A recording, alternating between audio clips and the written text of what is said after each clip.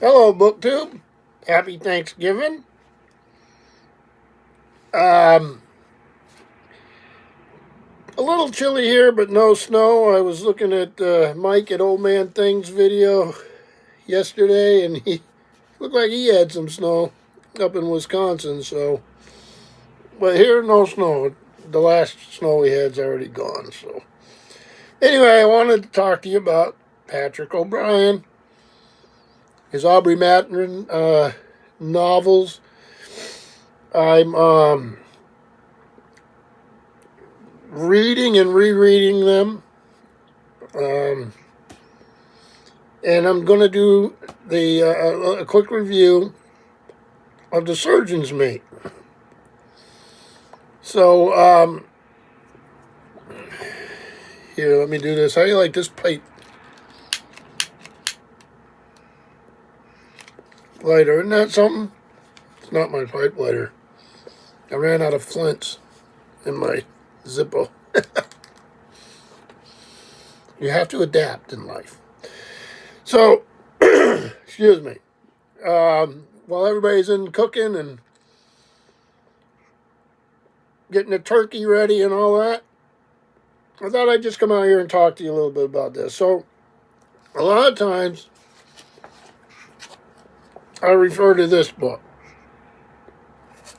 and it gives a summary of the novels, and it gives geographic information.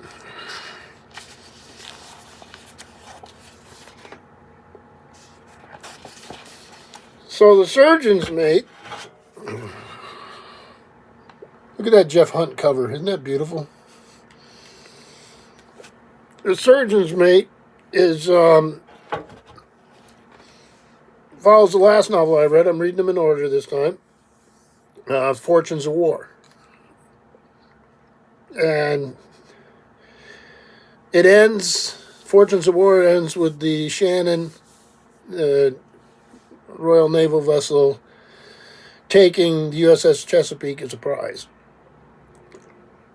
And they go to Nova Scotia, and this is what starts off The Surgeon's Mate.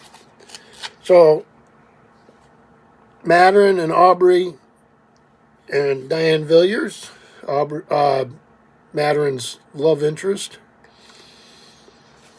are delivered to Nova Scotia with Port of Halifax with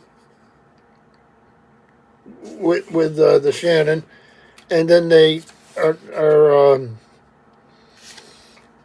put on a fast ship, the Diligence, to go and deliver the news to England, and also to deliver everybody, our heroes, home.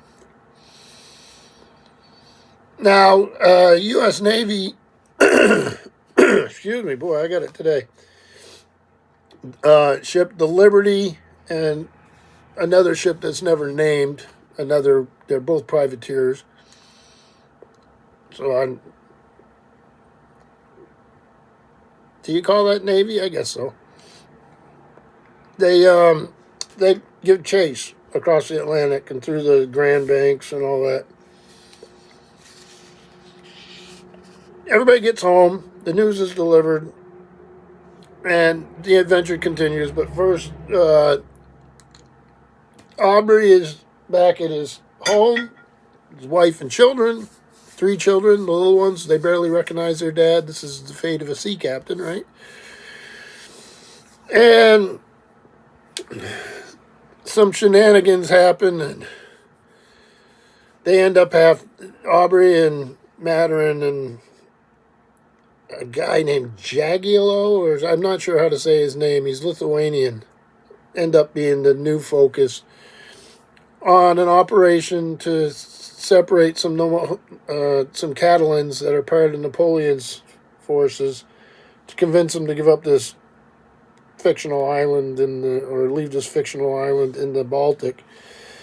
And then a great fleet of transports is led by Aubrey.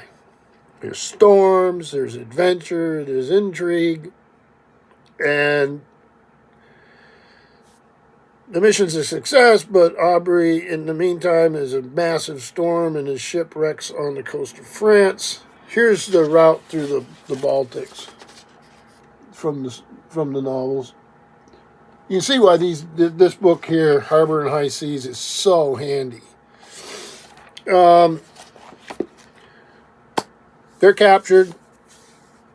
They eventually end up in a place called the Tower, which I believe is a famous actual French fort that was used as a prison. And they got to escape. And the escape is quite exciting. And that's how the story ends, with them getting away. Bit of a spoiler there, but there's 21 books. You know they're getting away. Right? But the writing's fantastic. Really enjoyed this one. The next one I'm going to read, and it's in order here, is the Ionian Mission. I'll probably start that in a couple days. I realize I've done videos on all of these novels since I've started this read and reread, because there were a few I had missed. But I never did one on the Fortunes of War.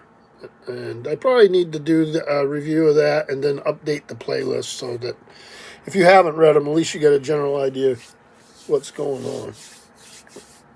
So again, happy Thanksgiving to you all. I appreciate you taking the time to watch, and thank you, BookTube.